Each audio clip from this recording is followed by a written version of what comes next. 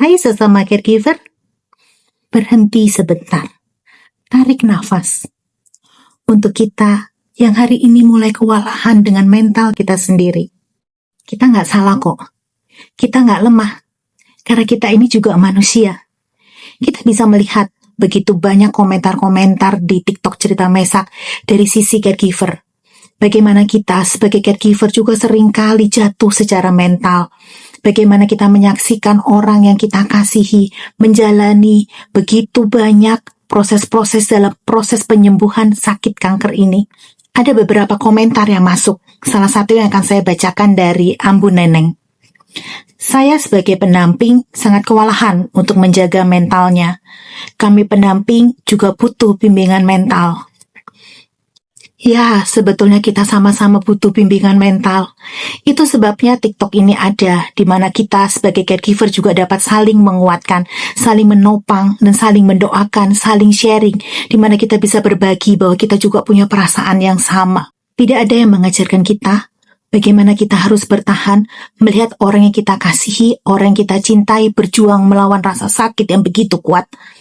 Ya, begitulah mental kita juga bisa jatuh. Tidak ada yang memberi buku pada kita bagaimana kita harus tetap tersenyum. Padahal kita harus menyaksikan orang yang kita kasihi, harus melewati proses-proses yang tidak mudah dalam kehidupan ini. Bagaimana kita diminta untuk selalu kuat, untuk selalu bisa berdiri, untuk bisa menguatkan. Padahal kita sendiri juga rapuh, kita sendiri juga goyah, kita sendiri juga dalam posisi yang tidak baik-baik saja. Mungkin tidak ada yang tahu bahwa kita sebagai caregiver bisa jadi kita yang paling goyah, lebih goyah daripada orang yang kita cintai yang harus sakit terminal illness, bukan saja kanker, semua penyakit terminal illness. Kita sebagai caregiver juga sebetulnya hancur-hancuran juga. Tapi sekarang teman-teman, dengarkan ini baik-baik. Teguhkan hatimu, kuatkan hatimu, karena Tuhan selalu ada bersamamu, menyertaimu, bahkan di titik terlemah ini. Tuhan selalu menjaga kita, melindungi kita, bahkan memeluk kita erat-erat agar kita mampu menjalani proses kehidupan ini. Ketika kita kelelahan menjaga mental pasien, ada Tuhan yang menjaga mental kita.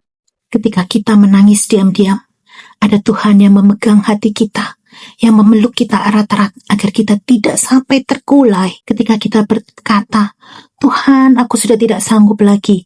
Di situ Tuhan sedang menopang kita supaya kita bisa terus menapaki perjalanan hidup ini. Mari kita ucapkan satu afirmasi saja dengan tegas dalam hati. Aku tidak takut menjalani semua proses ini karena Tuhan menyertaiku. Itu sebabnya sampai saat ini aku masih bisa berdiri. Tuhan menyertai kita.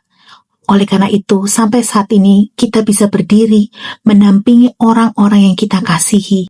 Kamu caregiver, saya caregiver. Kita caregiver berjuang dalam sunyi.